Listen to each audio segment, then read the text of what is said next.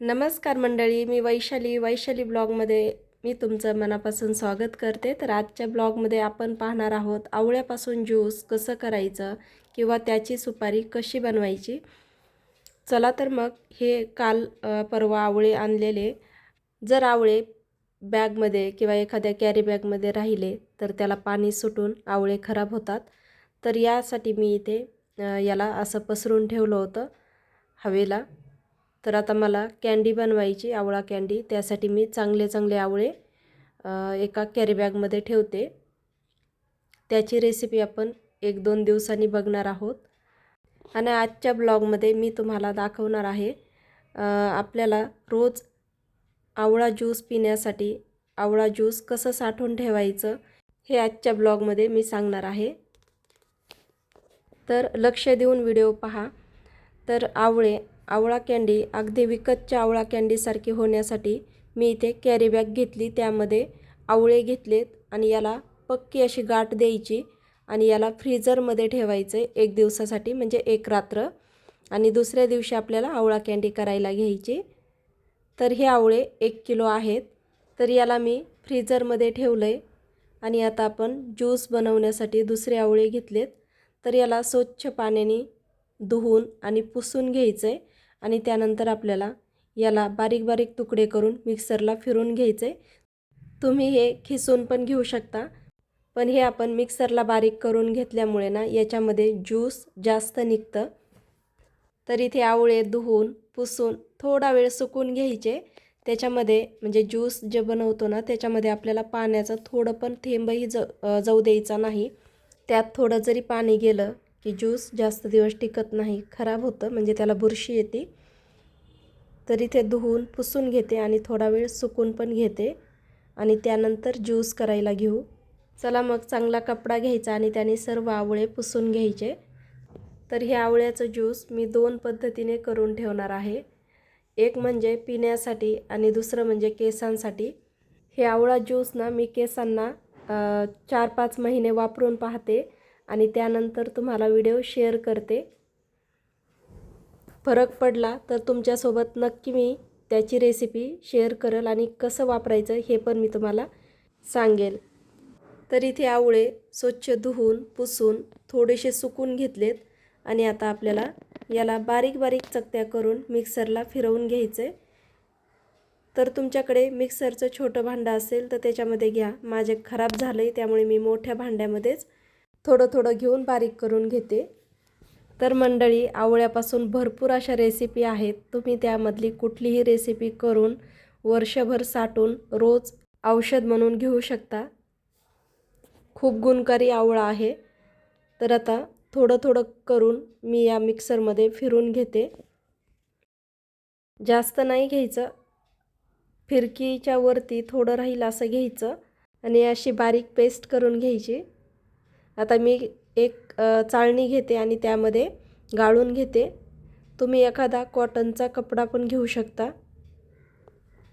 तर आता हे चांगलं पिळून घ्यायचं। तर इथे सर्व ज्यूस काढल्यानंतर मी तुम्हाला दाखवते। आणि हा चोथा फेकायचा नाही, याचा पण आपण पुढे उपयोग करणार आहोत। एका ताटामध्ये काढून घ्यायचा। आता सर्व झाल्यानंतर मी तुम्हाला दाखवते। तर पहा असा ज्यूस निघतो। तर आता एवढा ज्यूस निघलाय। आता या भांड्यामध्ये मी एक काचेची बॉटल ठेवते आणि त्यामध्ये हा ज्यूस साठवून ठेवते। तर हे ज्यूस ठेवताना तुम्ही एखाद्या काचेच्या बॉटलमध्ये किंवा बिस्लरीमध्ये ठेवून ती बॉटल फ्रीजरमध्ये ठेवायची, वर्षभर ज्यूस राहतं। फक्त ठेवताना एक काळजी घ्यायची, त्यामध्ये कुठलंही पाणी गेलं नाही पाहिजे, वली बॉटल नसली पाहिजे। आता इथे झाकण लावते आणि याला मी फ्रीजमध्ये ठेवून देते। तर बघू शकता इथे आपला साठवणीचा मस्त असा आवळा ज्यूस तयार झालाय। तर मंडळी, मी मसाला बिझनेस करते। जर तुम्हाला मसाले ऑर्डर करायचे असतील तर स्क्रीनवरती नंबर दिलाय, त्यावरती आपले विक्रम मसाले ऑर्डर करू शकता। तर इथे जो आपण गाळून घेतल्यानंतर चोथा राहिलाय तर त्याला मोकळं करून घेते आणि यामध्ये आपल्याला घालायचे म्हणजे आपण याच्यापासून सुपारी बनवणार आहोत। ही रोज आपल्याला अर्धा चमचा खायची, म्हणजे केसांना खूप छान फायदा होतो। तर इथे मोकळं केलंय। आता याला आपल्याला मीठ लावायचे, साधं मीठ लावायचं पाऊण ते 1 चमचा आणि काळं मीठ लावायचे 1 चमचा। हे लावून चांगलं चोळून घ्यायचं आणि त्यानंतर आपल्याला यावरती वडणी किंवा असंच पातळ एखादी साडी वगैरे टाकून सुकवून घ्यायचे, उन्हामध्ये ठेवायचं। तुमच्याकडे जर ऊन येत नसेल तर तुम्ही फॅनच्या हवेला सुकवलं तरीही चालेल। आता मी इथे याला उन्हामध्ये वाळवते आणि वाळवल्यानंतर मी तुम्हाला पुढच्या व्हिडिओमध्ये दाखवेल। साधं मीठ घातलं 1 चमचा आणि लिंबू घालायचं अर्धं।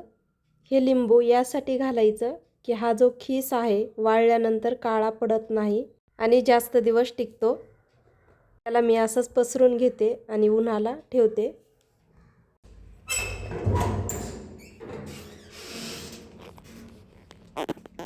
तर मी तुम्हाला ठेवताना दाखवण्यात आलं नाही, तर इथे पाहू शकता मी वडणी टाकली आणि याला सुकट ठेवले, म्हणजे वाळायला ठेवले।